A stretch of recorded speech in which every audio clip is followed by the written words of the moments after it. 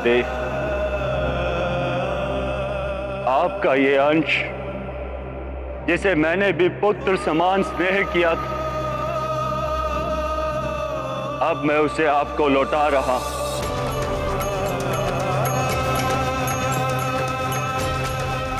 इसके जीवन की सुरक्षा का उत्तरदायित्व मेरा था, किंतु संपूर्ण प्रयास करने के पश्चात भी मैं असफल रहा। इसीलिए मुझे भी जीने का कोई अधिकार नहीं।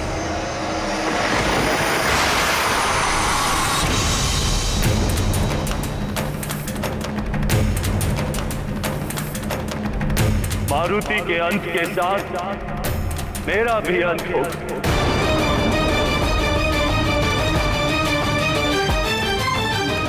और साथ ही अंत होगा इस संसार में संचारित होने वाली समस्त वायु, जिन्हें सुचारू रूप से संचालित करने वाले मेरे समस्त 48 मरुतगण मेरे साथ ही अंत को प्राप्त होंगे।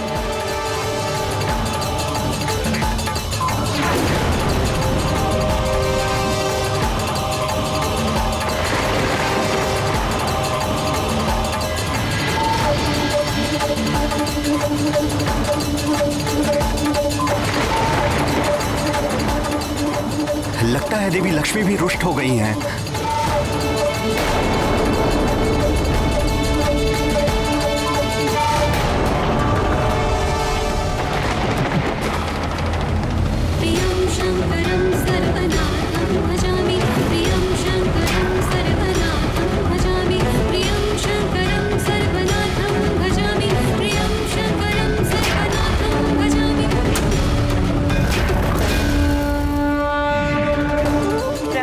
और पुरुष के मेल से ही सृष्टि का जन्म होता है, किंतु जब ये मेल टूट जाए तो सृष्टि समाप्त हो जाती है।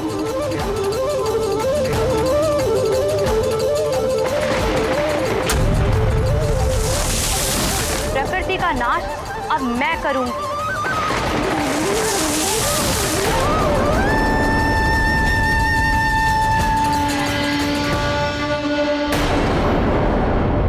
मारुति की मां देवी अंजना के दुख ने समस्त मातृत्व शक्ति को आंदोलित कर दिया है। इसके दुष्परिणाम समस्त जगत को भोगने पड़ सकते हैं।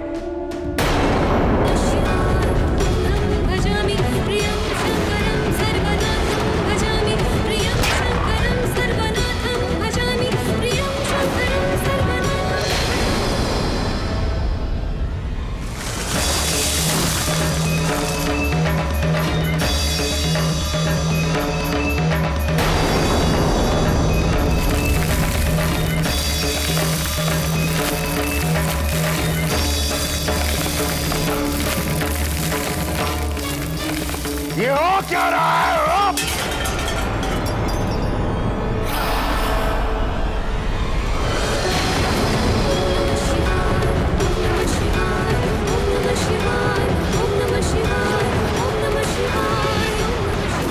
हे महादेव, निवारण कीजिए अंजना के दुख का। हे माँ महादेवी, आप तो सारे जगत की माता हैं। एक माँ की पीड़ा आप भली भांति समझ सकती हैं। आप ही अंजना की पीड़ा शांत कीजिए माता। यदि सृष्टि को बचाना है, सुचारू रूप से चलाना है, तो मारुति को जीवन दान दिए बिना ये संभव नहीं होगा। मारुति को जीवन दान देने के लिए बाध्य होना ही पड़ेगा सबको। हाँ, अन्यथा समय प्रलय भी आ सकता है। मां सृष्टि करता है। 9 मास संतान को गर्भ में सहेज कर रखना बहुत बड़ी तपस्या है नारी की। वही तपस्या मां को मातृत्व शक्ति प्रदान करती है, और यही मातृत्व शक्ति संतान पर स्नेह और ममता लुटाती है। तो यही मां संतान को संकट में देखकर शक्ति स्वरूपा देवी बनकर संहार करने को भी तत्पर हो जाती है। यहां तक कि सृष्टि से लेकर ईश्वर तक भी मातृत्व की शक्ति के समक्ष विवश हो जाते हैं। किंतु प्रभु, इंद्रदेव का हट भी तो अनुचित था। प्रिय, इंद्रदेव सृष्टि के विधान की आड़ में अपने अनुचित कार्य को न्याय संगत सिद्ध करने में तत्पर थे, जबकि महादेव का कथन सत्य है कि किसी भी न्यायिक संहिता में उदारता का स्थान होना ही चाहिए, अन्यथा वो संहिता हत्या या शक्ति प्रदर्शन का साधन मात्र बनकर रह जाती है। अपने मद में चूर इंद्रदेव ये भी भूल गए थे कि उनके इस दुष्कृत्य के कारण सृष्टि को कितनी हानि हो रही थी।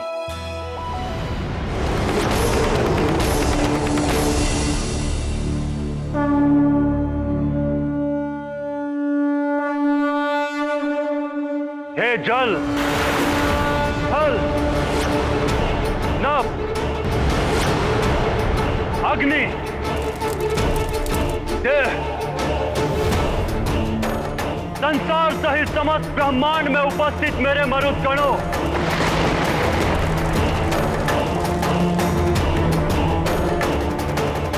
मैं वायुदेव आपका आवाहन करता हूं। आप सब आए और समाहित हो जाए मुझ में, समाहित हो जाए मुझ में, समाहित हो जाए मुझ में।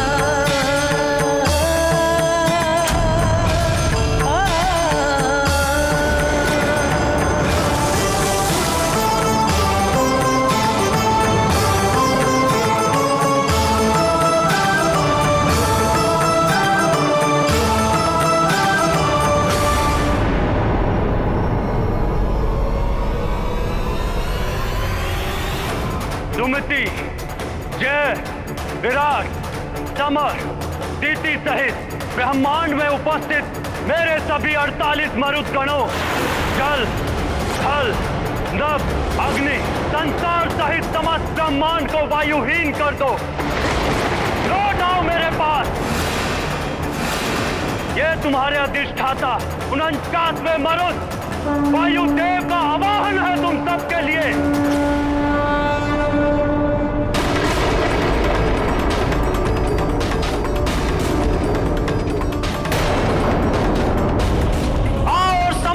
मुझ पे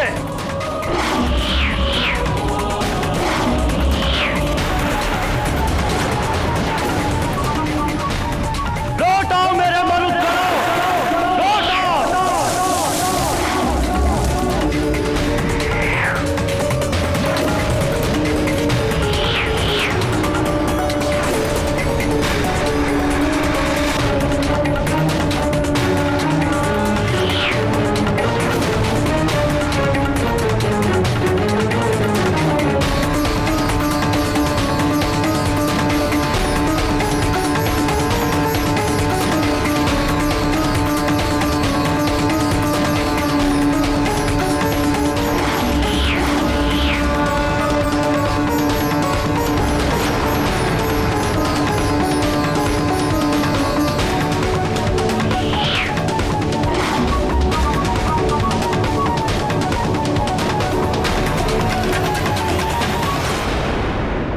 ये एकाएक अग्नि कैसे बुझ गई?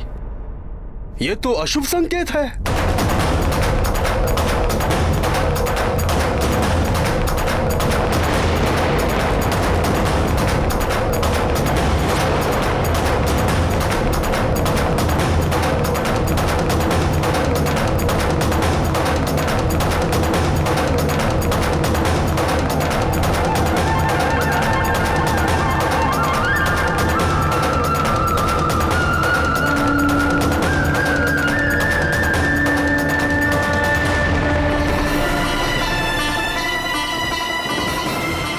जाएगा ये संसार, उजड़ जाएगी ये सृष्टि।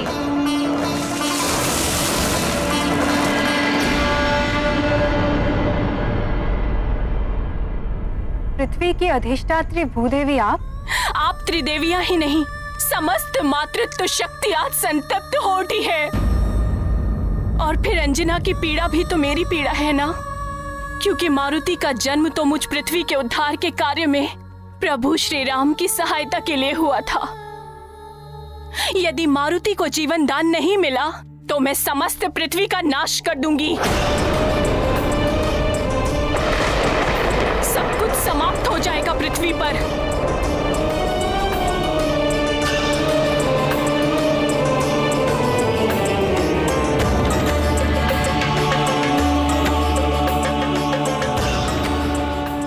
मारुति के जीवन से ही संसार का जीवन जुड़ा है।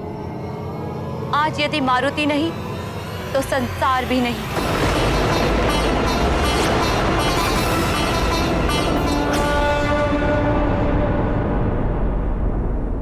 देवराज कुछ कीजिए। देवगुरु बृहस्पति के बिना देव कार्य कैसे संपन्न होंगे? इन कठिन परिस्थितियों में देवगुरु के समान हमारा मार्गदर्शन करने वाला कोई नहीं है। उन्हें वापस लाना ही होगा। प्रकृति भी उद्वेलित हो रही है। देवगुरु, इतनी चिंता करने की आवश्यकता नहीं है वरुण देव। मैं देवराज उनके कारण नहीं हूं, अपितु वो देवगुरु है मुझ देवराज इंद्र के कारण। मैंने ही उन्हें देवगुरु बनाया है। यदि मैं यहां हूं तो देवगुरु भी देवताओं को मिल ही जाएंगे।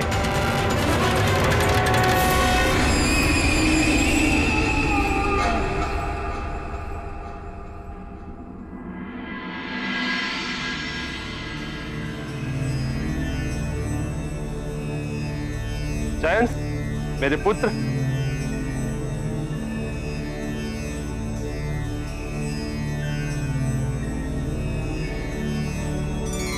प्रणाम पिताश्री। आयुष्मान भव पुत्र। तुम यहाँ मेरे दरबार में? हाँ पिताश्री, आप ही ने सुझाव दिया था ना कि मैं भी राज कार्यों में रुचि लूं, इसलिए मैं आज यहाँ उपस्थित हुआ हूँ। ये तो बहुत अच्छा किया तुमने। पिताश्री, सुना है गुरुदेव बृहस्पति ने देवगुरु पद त्याग दिया है। ऐसा क्या हो गया था जो वो रुष्ट हो गए? जयंत, मेरे पुत्र, राज कार्य में तुम्हारी रुचि देखकर मुझे बड़ी प्रसन्नता हुई। एक दिन देवराज का पद तुम्हें ही तो संभालना है पुत्र, किंतु तुम अभी अभी आए हो। राजकाज को देखो, समझो क्या क्या होता है, क्यों होता है, कैसे मैं समस्याओं का निवारण करता हूं। समय के साथ साथ तुम सब जान जाओ। जी पिताश्री। किस समय की प्रतीक्षा कर रहे हैं स्वामी? देवी शची। प्रणाम देवी। आप यहाँ? कुछ बड़ा अनर्थ हो उससे पहले ही हम संभल जाएं, इसीलिए मैंने यहाँ आने का निश्चय किया। कोई अनर्थ नहीं हो सकता देवी। किसी में इतना साहस नहीं जो मुझ महाबली देवराज इंद्र को हानि पहुंचा सके। अपने चारों ओर देखिए स्वामी, त्रिदेवियों के रुष्ट हो जाने से स्वर्ग की सारी शोभा श्रीहीन हो गई है, सारी चमक लुप्त हो गई है, और जिस संसार को आप नियम पूर्वक चलाने की बात कर रहे हैं वहां भी उथल पुथल मची हुई है। मनुष्यों की वाक शक्ति समाप्त हो रही है और प्रकृति क्षुब्ध हो उठी है। जयंत, अपनी माता को समझाओ कि ये सब मैं भी देख रहा हूं। नेत्र बंद किए नहीं खड़ा हूं मैं यहां।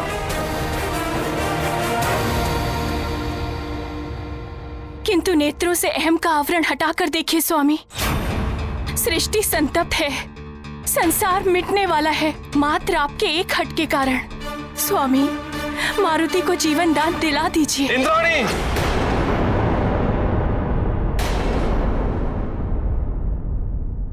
मान जाइए स्वामी, अंजना की पीड़ा का आभास मुझे भी है। उनके दुखों को दूर कर दीजिए।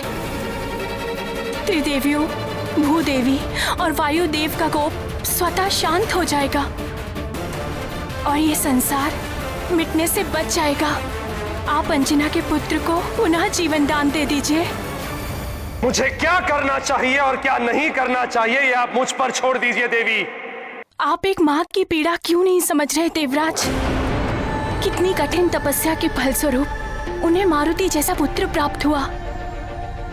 आप एक माँ से उसके पुत्र को छीनने का पाप क्यों अपने सिर चढ़ा रहे हैं? और वानर राज केसरी से भी आपकी कोई शत्रुता नहीं, फिर क्यों? बस चाची,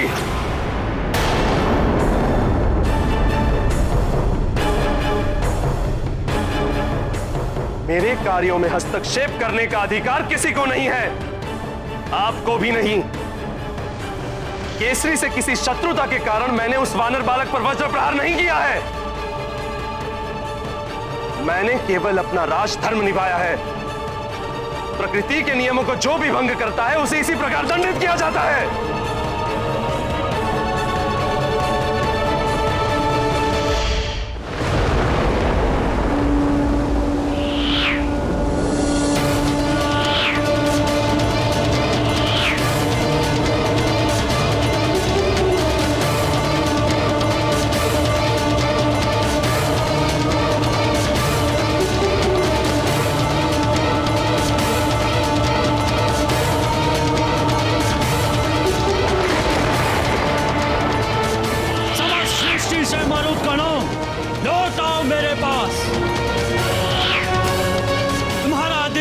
तुम्हें पुकार रहा है। आओ समाहित हो जाओ मुझ में, लौट आओ मेरे पास।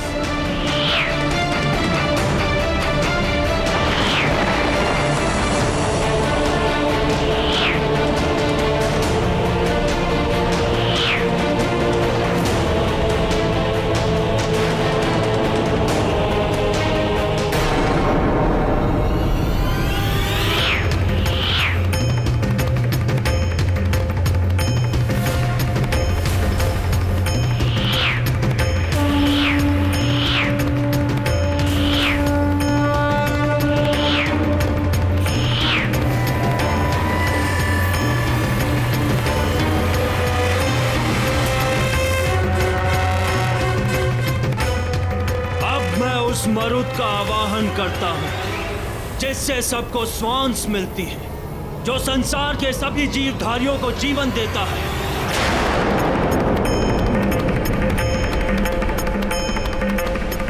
ऐ सभी जीवधारियों को जीवन देने वाले मरुद, प्राणवायु को संसार में संचालित करने वाले मरुद, लौट आओ अपने अधिष्ठाता के पास और श्वासहीन कर दो इस संसार को।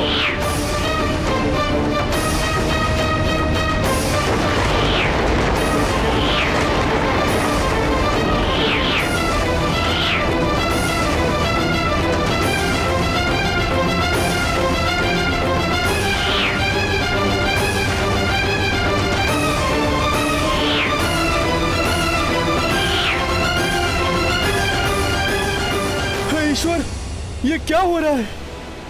हमें श्वास लेने में इतनी कठिनाई क्यों हो रही है?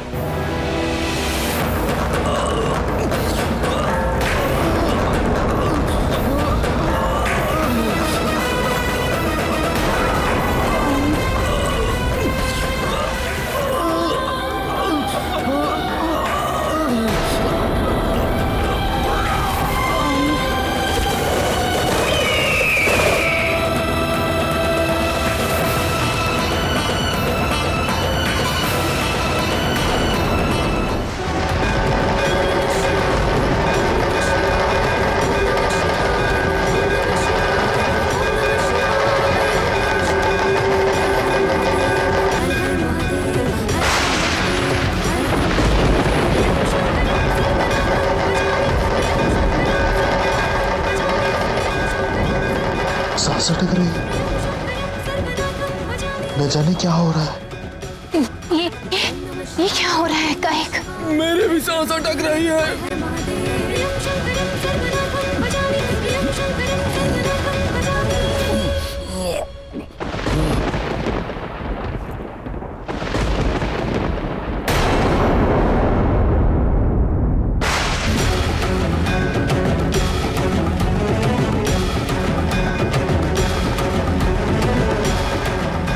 गुरु बृहस्पति, लगता है प्राणवायु समाप्त हो रही है।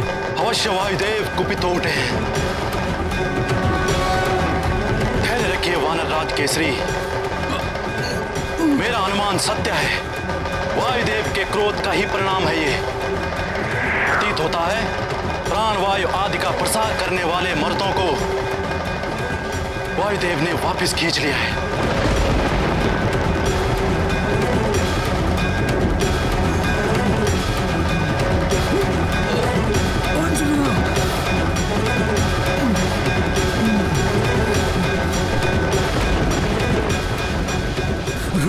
अंजना, प्राणवायु समाप्त हो रही है।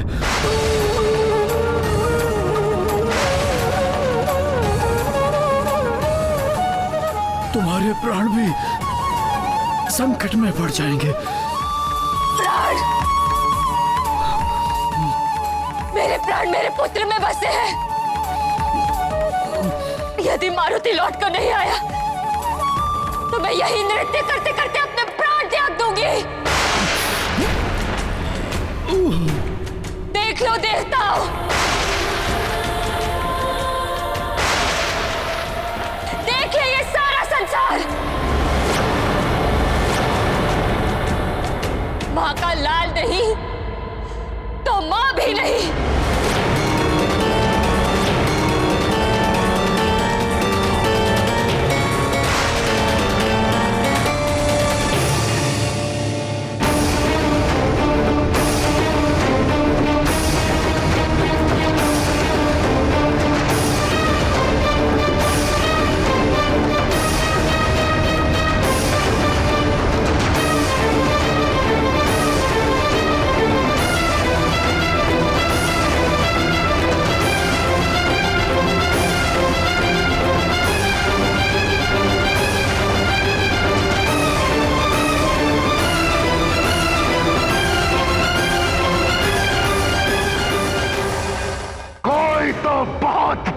घटना घट रही है सृष्टि में, अन्यथा इतनी उथल पुथल कैसे हो सकती है?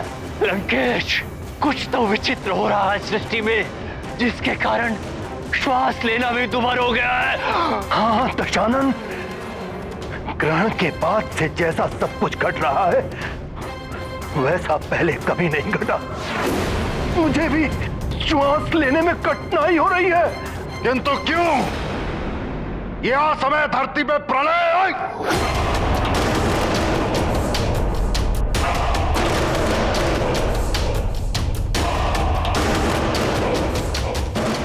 गुरुदेव,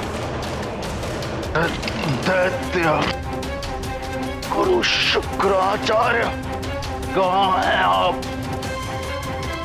शीघ्र दर्शन दीजिए। आपके दशानन को आपकी आवश्यकता है। शीघ्र पधारिए गुरुदेव।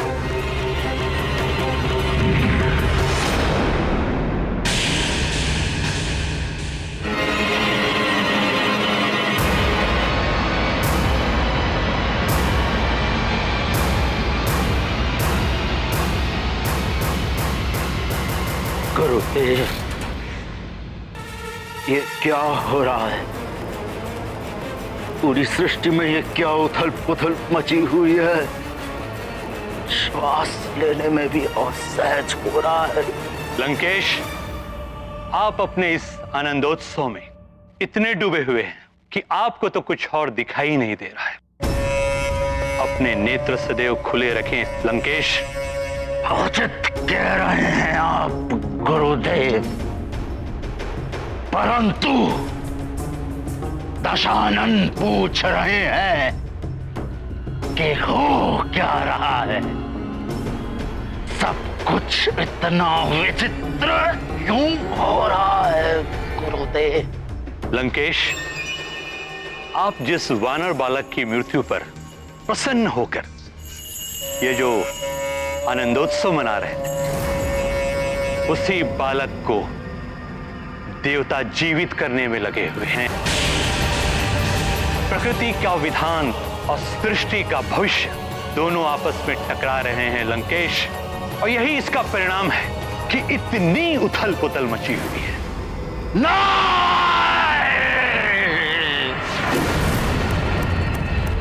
ये नहीं हो सकता।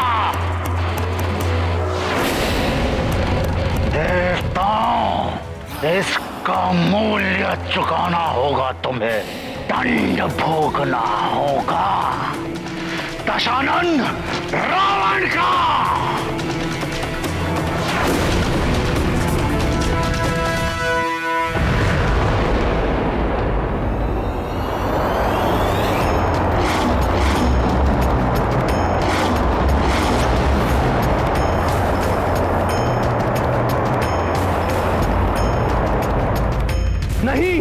ये नहीं हो सकता।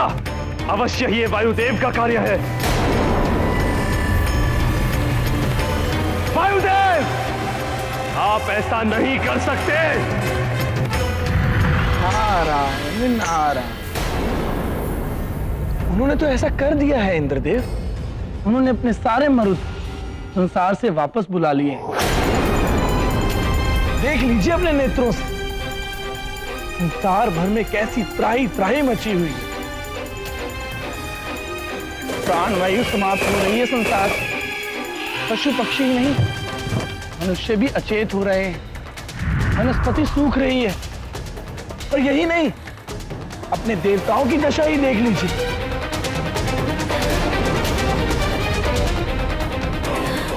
ये भी श्वास नहीं ले पा रहे हैं।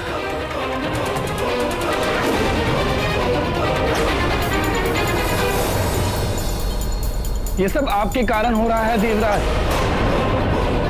अभी भी समय है, मारुति को जीवन दान दे दीजिए,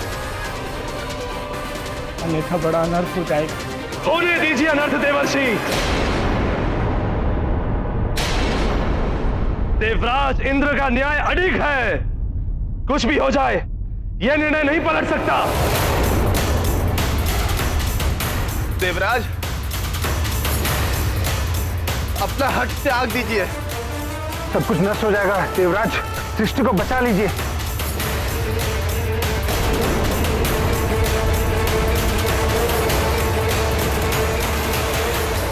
पुनः सोच लीजिए देवराज।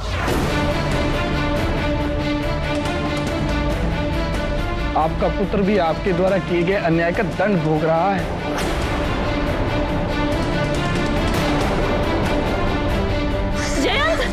जयंत, जयंत मेरे पुत्र, संभालो स्वयं को। हम देवता हैं, आयुहीन होकर भी हमारी मृत्यु नहीं हो सकती। अमृत पान किया है हमने। ये देह ना रहे तब भी हम जीवित रहेंगे। हम सब अमर हैं। इस स्थिति का साहस के साथ सामना करो पुत्र, तुम्हें कुछ नहीं होगा। आपका ये अभिमान अनर्थ का कारण ना बन जाए देवराज। देवराज होने के अभिमान में इंद्रदेव ने वायु की उपेक्षा की। परिणाम स्वरूप वायुदेव ने अपने सभी मरुतों को बुलाकर यह सिद्ध कर दिया कि वायु के बिना इंद्रदेव ये संसार नहीं चला सकते। इस संसार में कोई भी तुच्छ नहीं है। सब अपने अपने स्थान पर संपूर्ण है। इसीलिए हमें अपने पद, ऐश्वर्य और समृद्धि के अभिमान में आकर किसी को तुच्छ नहीं समझना चाहिए और ना ही किसी की उपेक्षा करनी चाहिए। मैं भी देखता हूं इंद्रदेव, कैसे बचाएंगे आप इस सृष्टि को। अब तो आपको भी आभास हो जाना चाहिए कि यह सब कुछ आपके ही अहंकार का परिणाम है।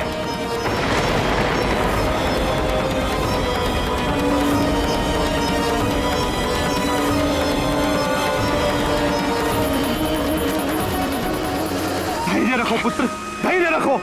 पिताश्री, हमारी सांस रुक रही है। हम खड़े नहीं हो सकते। मैंने तुमसे कहा ना, तुम्हें कुछ नहीं होगा। अमर है हम सब। ऐसी अमरता किस काम की देवराज? ये तो मृत्यु से भी अधिक पीड़ादायक है।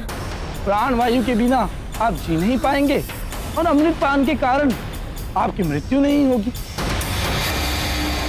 नारायण नारायण, श्वासहीन देह से ना तो आप चल पाएंगे और ना ही कोई कार्य कर पाएंगे। ऐसा जीवन चाहते हैं आप? सबको अपने कर्मों का फल भोगना पड़ता है स्वामी, और आपके कर्मों का फल हमारा पुत्र भोग रहा है। सारा संसार आपके कर्मों का फल भोग रहा है। भूदेवी क्षुब्ध हो उठी है। एक माँ की हाय मत लीजिए स्वामी। एक माँ की संतान के प्रति ममता उसे वो शक्ति प्रदान करती है जिसके समक्ष दैवीय शक्ति तुच्छ है।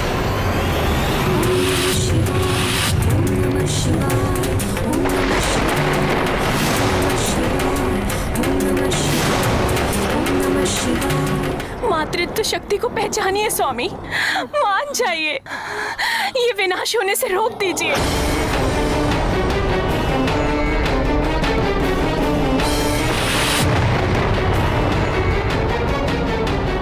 देवराज, मान जाइए, अपना हट त्याग दीजिए। सब कुछ नष्ट हो जाएगा देवराज, सृष्टि को बचा लीजिए। पिताश्री, आपका पुत्र आपके समक्ष श्वास के बिना तड़प रहा है। आप मुझे स्वस्थ कर सकते हैं, फिर भी आप कुछ नहीं कर रहे। ऐसे अमरत्व को पाकर मैं क्या करूंगा? मैं ये जीवन त्यागने जा रहा हूँ पिताश्री। पुत्र नहीं।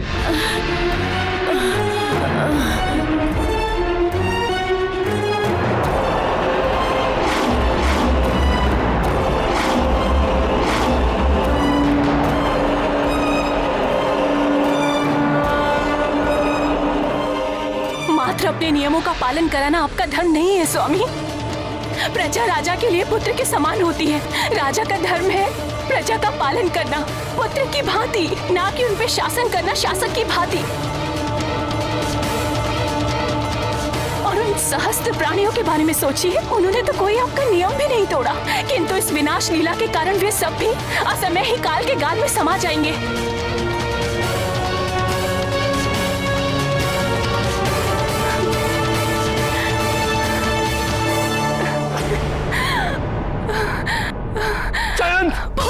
उठो पुत्र, पुत्र उठो।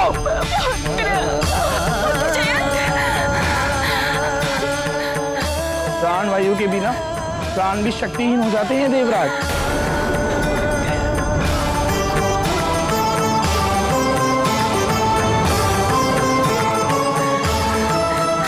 नहीं, ऐसा नहीं हो सकता। मैं ऐसा नहीं होने दूंगा।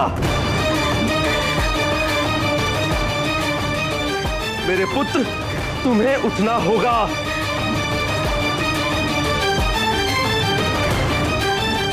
तुम्हें उठना ही होगा।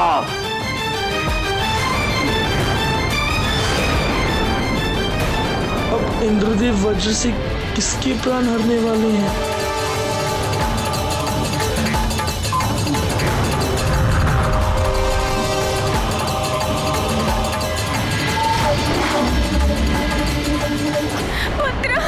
पुत्र उठो, पुत्र।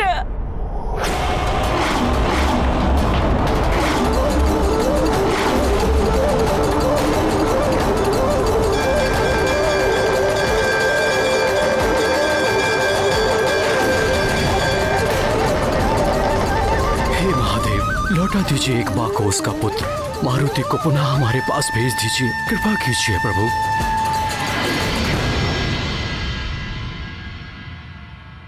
इंद्रदेव, यदि आप अब भी अपने हट पर अड़े रहे तो इस सृष्टि का अंत निश्चित है। मेरे क्रोध की ज्वाला में सब भस्म हो जाएगा।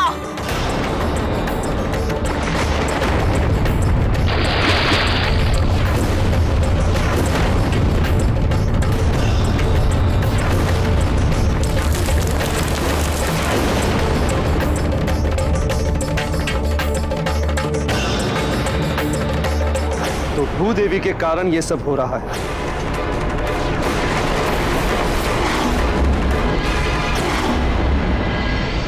नारायण नारायण। प्रणाम त्रिदेव। आप ही कुछ कीजिए देवेश्वर। इंद्रदेव का हट सृष्टि को विनाश की सीमा पर ले आया है। कुछ कीजिए त्रिदेव, अन्यथा सृष्टि का अंत हो जाएगा। भूदेवी, ये क्या कर रही हैं आप? अपना ये कोप शांत कीजिए। आदेश है ये मेरा। देवराज, आप मुझे आदेश देने का अधिकार खो चुके हैं। आप चाहे तो मुझे भस्म कर सकते हैं, किंतु भूदेवी, संसार नष्ट हो रहा है। हाँ तो क्या हुआ? आपका स्वर्गलोक तो सुरक्षित है, आपका परिवार, आपका पुत्र सब सुरक्षित है। मेरा पुत्र भी अंतिम सांसें ले रहा है। अच्छा, तो आपके पुत्र की व्यथा आपको यहाँ खींच लाई है। अरे मारुति भी तो किसी का पुत्र है, उसकी वेदना आपको दिखाई नहीं दी? देवराज, आपका ये वज्र एक महाघातक अस्त्र है। उसका प्रहार करने से पूर्व आपको भली भांति सोच विचार कर लेना चाहिए था। आपने उस बालक मारुति पर प्रहार किया जिसका जन्म राक्षसों के संहार और पृथ्वी के उद्धार में श्री राम की सहायता के लिए हुआ है। इतना घृणित कार्य करते हुए आपने तनिक भी नहीं सोचा? वज्र प्रहार करते हुए आपके हाथ में कंपन नहीं हुआ?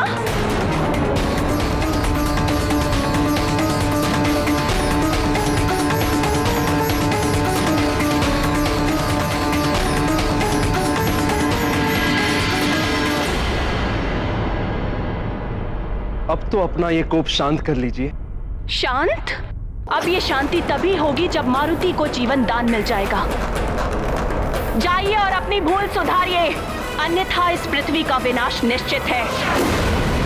जाइए, चले जाइए। मेरा क्षोभ अब और मत बढ़ाइए। जाइए, चले जाइए यहां से।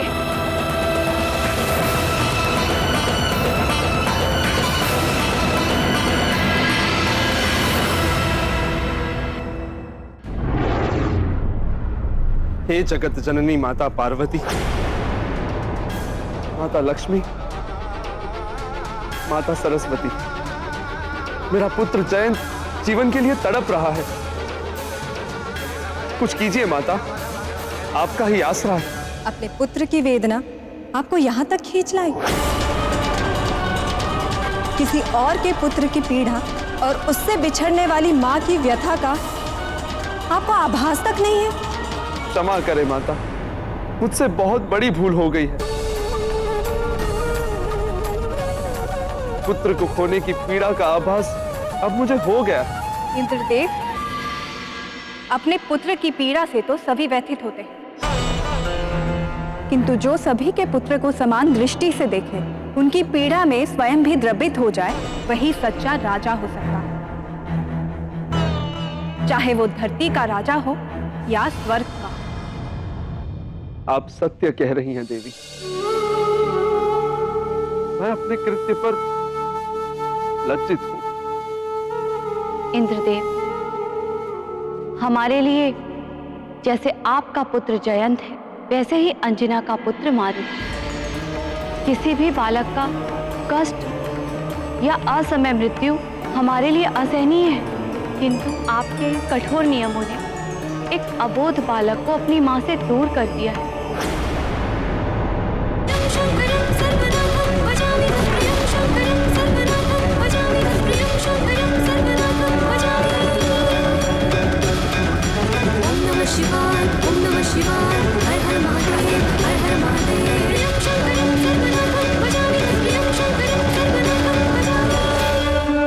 उस मां की करुणामयी गुहार ने समस्त मातृत्व शक्ति को संतप्त कर दिया है।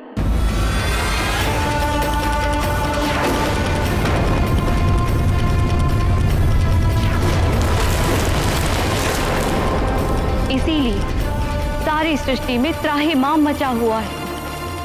तुम्हारे इस दुष्कृत्य का फल तुम्हारा पुत्र भी भोग रहा है। अब भी समय है इंद्र, अपनी भूल सुधार लो, अन्यथा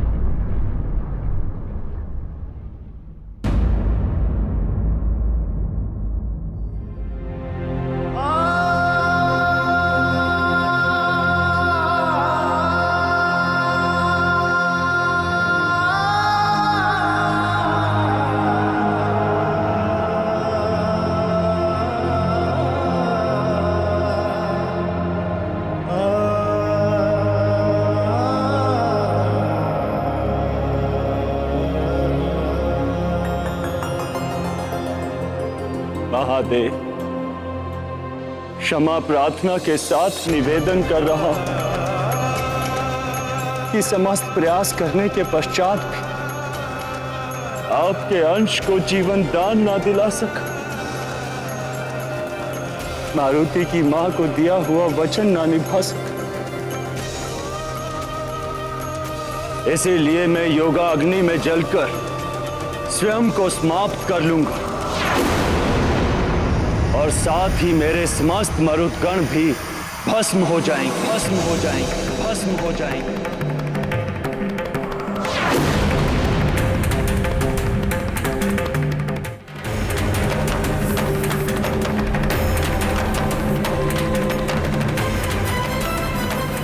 मारुति, वक्त क्षमा कर देना मुझे पुत्र।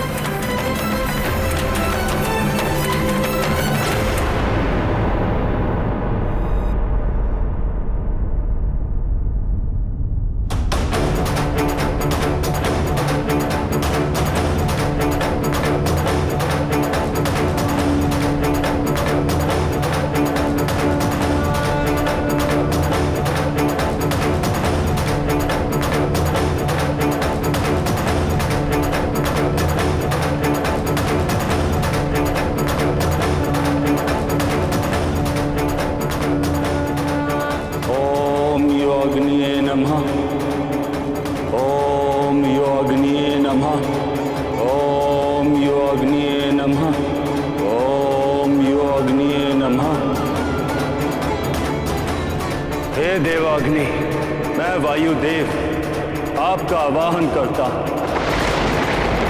प्रकट हो देवाग्नि, प्रकट हो योगाग्नि, प्रकट हो।